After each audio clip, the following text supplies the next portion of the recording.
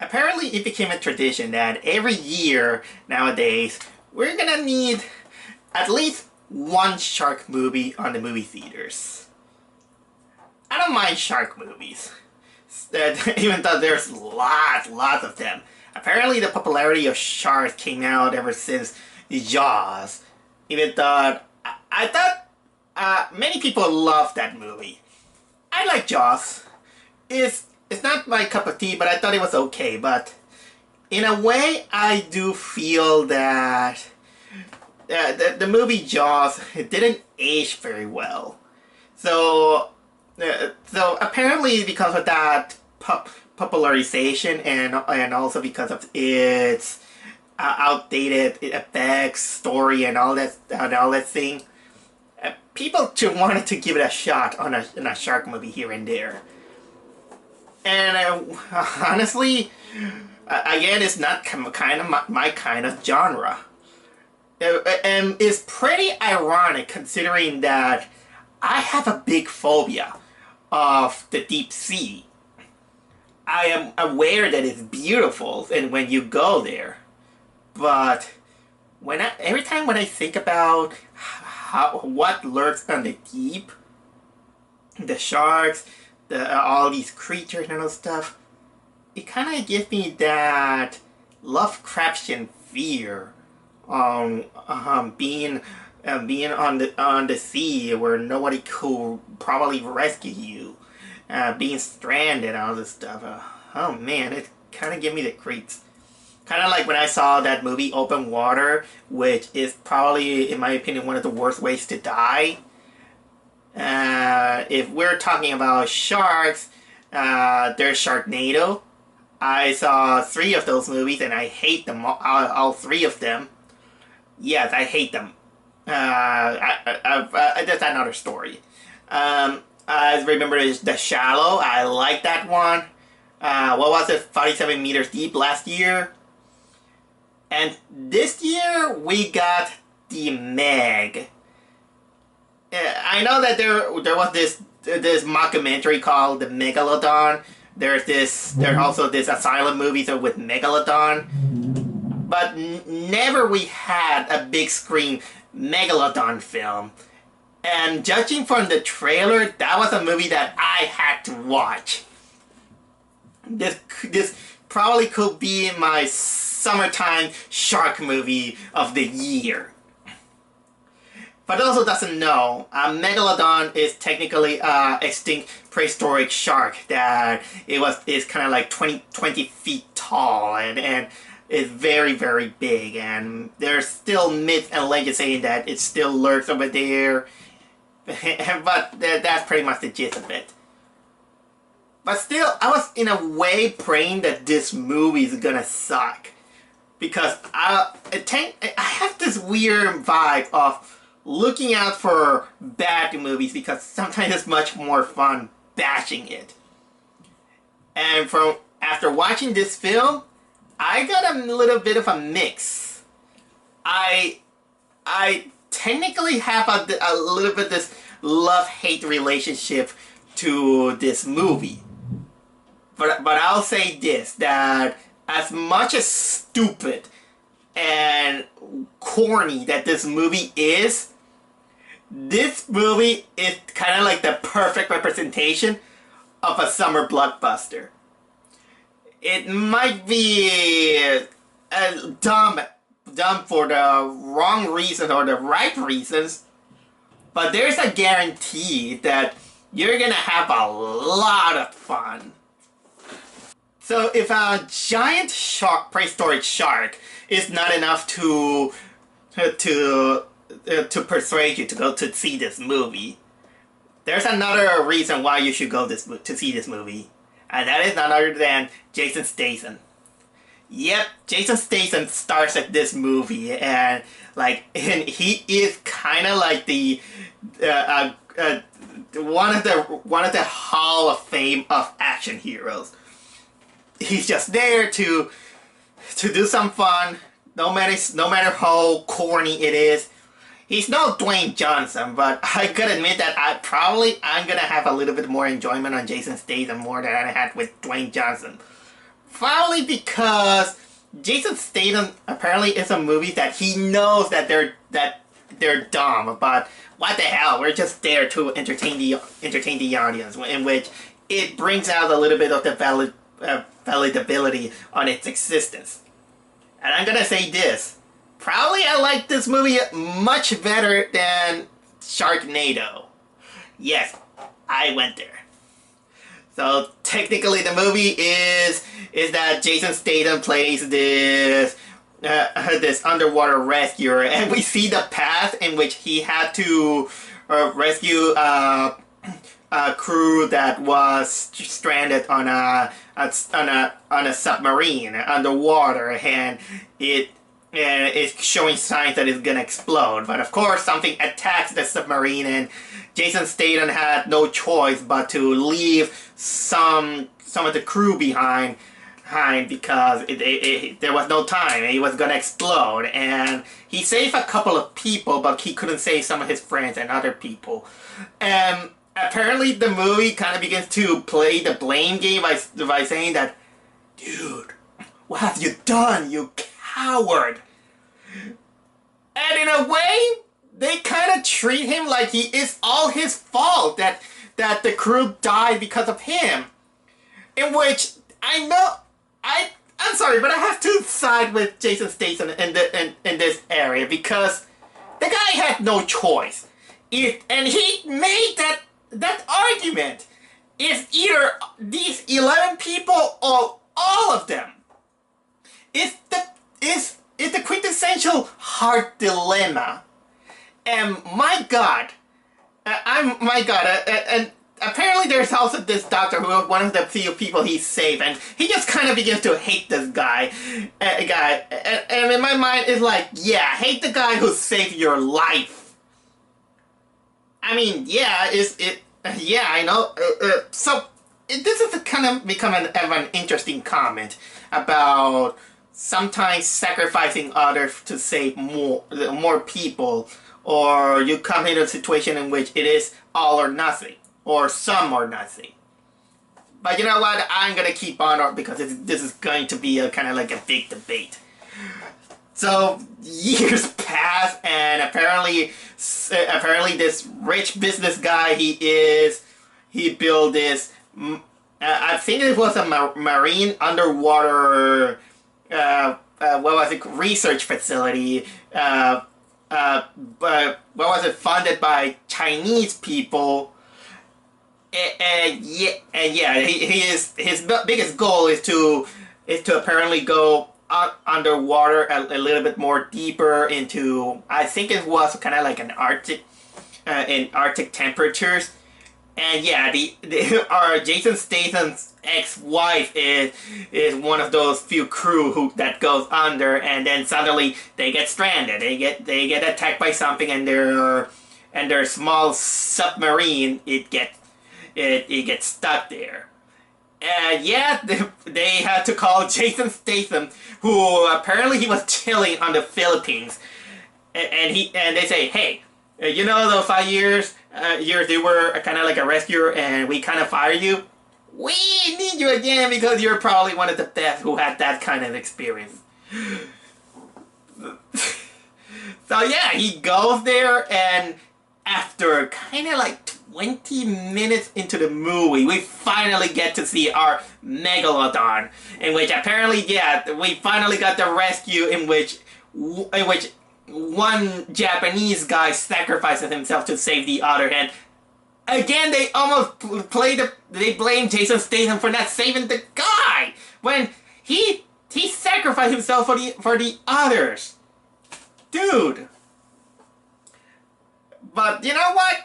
That kind of plot point then is later forgotten, because later it's been told that once they emerge from from the lower temperatures to going up, apparently they build some kind of bridge, temperature bridge that I kind of didn't understand, to bring that 20-foot shark into shallow waters, and the whole movie then becomes an action Jaws Johnson-inspired manhunt to kill off that giant shark.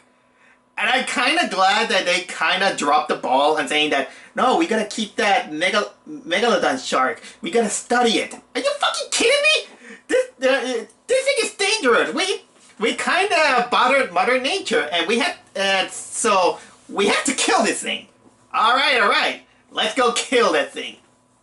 Like any action movie, there is a few things that I want to nitpick on the movie. Doesn't necessarily mean that I didn't like it. There are some aspects that I like and some things that I didn't like. But here goes. One of the plus side that I want to say is that some of these effects are really beautiful. But the most beautiful part were mostly the scenes where they're underwater on the abyss and all this stuff. But once the megalodon comes, something feels kind of off. They kind of begin to look a little bit fakish in a way. And when it's about stories, it kind of goes a little bit all over the map in one way or another. In what kind of moral did they want to bring out? I was a little bit confused, but I think that they were kind of aware that this is not that kind of movie. It's just a big action movie, and the drama is kind of just a side platter to keep the movie going. And speaking of stories, one of the key words that I will say about this movie is none other than the word corny.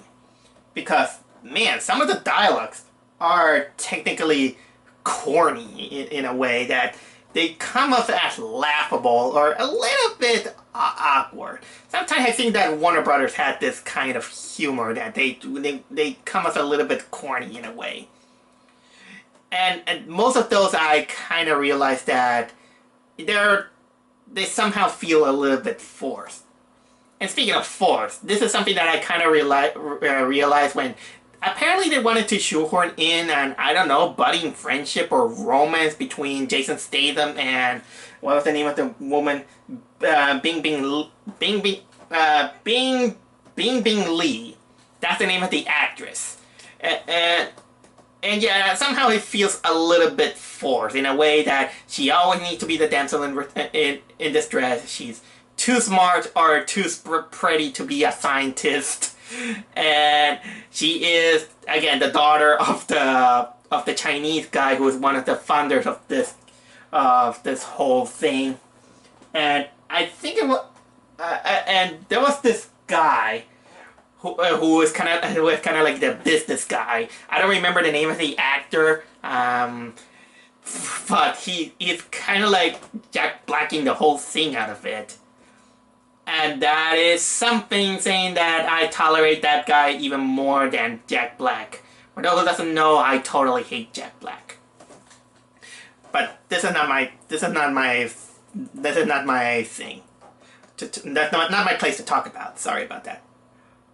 But what I'm gonna say is that there is one moment that generally made me laugh. It was during one of those scenes in which they're trying to get to that shark, and apparently, from what I remember, the Chinese woman she just falls, and Jason Statham kind of goes to the rescue, and the other characters they just stand there, and I don't know what came into the business guy's head, but somehow he just stand there watching the whole scene, and then he just drops out a hell yeah! It was a moment of danger. She just kind of knew that he was in a movie, and he was like, finally the hero is jumping to the rescue. Apparently this guy took tips from the same dude that go, yeah, in that awful Spy Kids movie. I will always remember this. Hell yeah! Oh dear. One of the finest moments in movie history. But if there is a very, very low point on the movie that I absolutely hated on this movie, it's the little girl. The little girl that came out that she was in the trail. She was on the trailer at the beginning of the trailer. She's wearing that ridiculous angel wing jacket. Seriously, what little girl wears something like that? She was the most annoying and the most unlikable character that I had in my mind. The biggest reason I hated that kid is mostly because she comes up in the term that she is so disgustingly cute. And guess what? She has no reason to be on that movie. She's just there just to go, and my god that they wanted to push into that. Because every time she's there, she's talking like she's making a pudding commercial, or wearing something that is saying that, hey, look at me, I'm very cute, she's always wearing bright clothes, bright shoes, and apart from the angel wing jacket, she's always wearing. There was a scene when she was wearing cat ears, and all the time she was kind of trying to be like bonding with Jason Statham, but she's kind of annoying in a way. I know that they wanted to make her like she's a girl, that she's cute but also knowledgeable despite her years. But I'm sorry, I couldn't get over that girl. That girl was not only useless, but so disgustingly cute. And I'm the kind of guy who loves cute things. I like cute things, but I got this serious problem that I can't see cuteness in human children. Okay, maybe I didn't reiterate saying that. Cuteness should come naturally. If a kid acts so cute, it looks too fabricated. And so technically I was like, oh my god, that girl. But congratulations, movie. You found, not only you have one child that is so annoying, you managed to find another one, and for another child that is annoying, he just managed to be much more annoying than this girl, and the kid only has a screen presence of just a minute or two, and he managed to be annoying for a few seconds. Just in case, I'm referring that you saw in the trailer that the shark is gonna attack a beach. Specifically, I got the name of that beach here, Sanya Bay. There was this scene in which this fat kid he goes to his mother and he's like, Mom, I want to swim. I want to swim. Mom, I want to swim. Swim. Something like that. And that was in my mind. Congratulations, children. You managed to outdo this little girl. Okay, I'm gonna continue on before I keep ranting on small children, which again, I'm not against it. I'm just against how disgustingly cute she was. But despite that, you're gonna have a lot of fun with this movie. There's a little bit of a plot twist that comes out of nowhere. Well, not a plot twist that is gigantic here and there, but it's somehow... but the biggest reaction that I have from that twist is that, the movie's over. Oh, no, wait. It still goes on. Apparently, it feels like some kind of... What will happen if you defeat the a boss on a video game, and then finally, here comes a new challenger. That's the best way I can describe this without going by being a little bit too vague on what is going on. But overall, I gotta say that I had a lot of fun with this movie, despite being a little bit stupid. and again, the biggest description that I can say about the Meg is that it's probably everything that encapsulates a summer blockbuster film. It doesn't need too much thought. Just have the actor have fun. There are some things that you like, sometimes you dislike. Get an action hero and probably a big ass shark because dear Lord, how many times we're gonna milk that formula of evil shark. Well, they're not evil. They're just doing their own thing. Sometimes nature can be seen as evil, and well, we just have to fend for ourselves. But you know what? Here's the thing. Let's make a new Megalodon movie, but let's make the shark bigger. Let's make it bigger. Oh, I almost forgot another nitpick. This movie could have needed a little bit more gore, in my opinion. That will make the movie a little bit more scary, but nope, they have at least PG-13 gore. Actually, the goriest thing you're gonna see is fish, whale, chum, or gory part, but for humans, no, that's too much. So please, anyone who is making movies, let's make a little bit more gorier shark movie. We still need something like that. But in the end, just have some fun. Just go watch Jason Statham going into battling a giant shark, and one of the greatest climaxes ever for an action film that we have this year.